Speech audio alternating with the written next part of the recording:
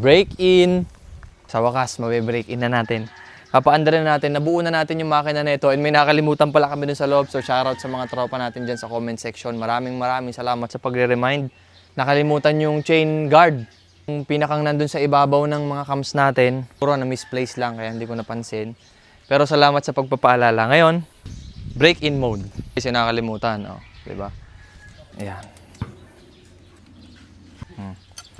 Ang naiwan. Diyan pala siya. Gagaling na mga kapwa. Shoutout mga kapwa. Naka-ano pa yun, naka-timelapse pa yun. Mga bibilis ang mata ng mga yan eh. Pero don't worry, wala naman naiwan dun sa loob. Wala naman pa sobrang tornilyo.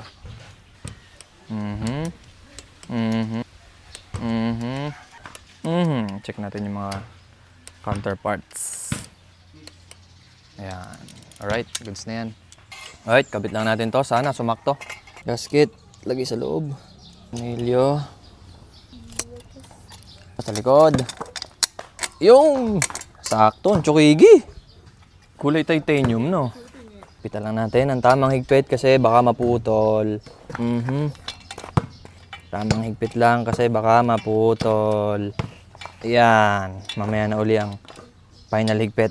Nakabit na natin yung karburador. Lalagyan ko na lang yan ng gas. Coil, okay na rin. By Fighter yan. Mamaya lalapit ko kayo. Pero winiringan lang natin yung ignition switch, coil, rectifier, tsaka fuse box. Para gumana yung susian natin. Nakakonect lang sa positive, negative. Yung battery natin. Siyempre, by outdo yan. Lapit kabi. Siyempre, outdo yan. 4L ha. Sa mga tropang naka-R150 carb at FI. 4L. Saktong-sakto na yan. By outdo yan. Maintenance free, gel type.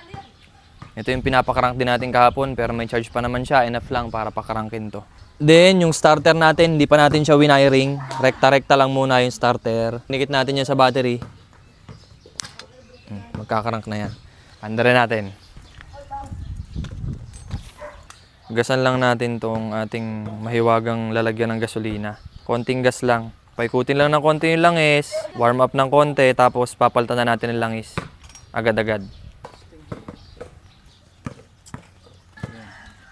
Salin na natin yung gasolina. Tuwarek lang natin tong gas. Yan. Alright. Okay guys, tinala natin kung nag-spark siya. Okay. Meron? Yan, op. Okay, may spark sigurado. Kita nyo naman, di ba? Start natin.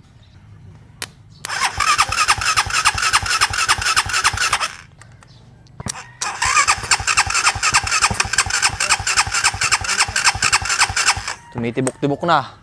Masyadong mataas ang minor ni Kaldag eh. Yan.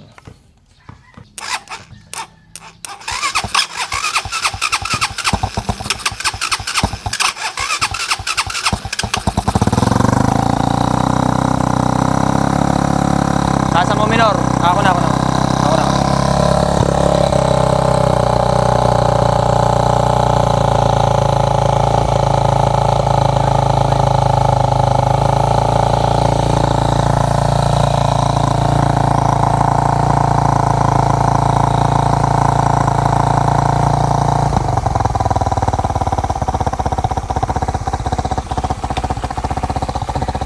Inusok.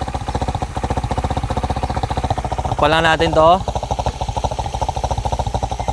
Unang andar ni Victoria, tahimik, grabe. Yun, namatay. Okay lang, sige. Takpan na lang natin. Break-in period.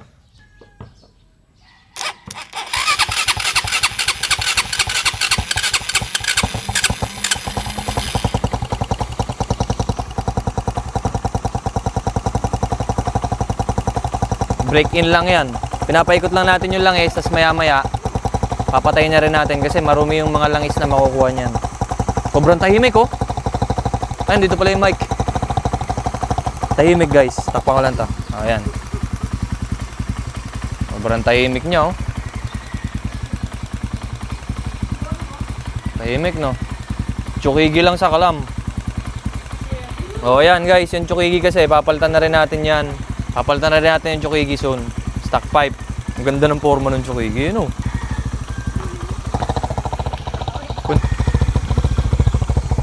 Maandar na siya ngayon.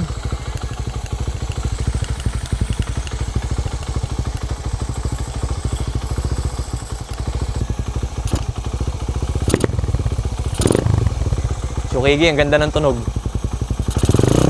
Video mo, ugutin mo muna yung mic. Pakinig ko sa inyo yung tunog ng Chukigi sa malayo.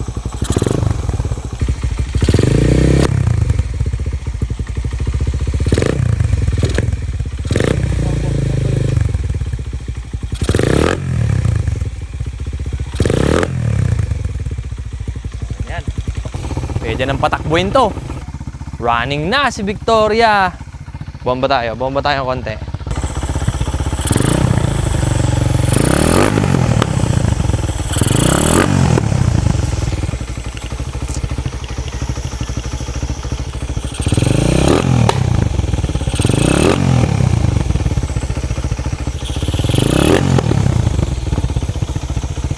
Nice. Welcome back, Victoria. Carb lang yung naririnig nyo na Lagitek, guys. Tahimik na yung Victoria.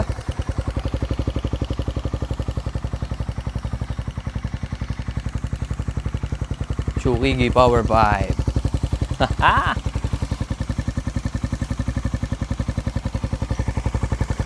Cobra lang sa kalam.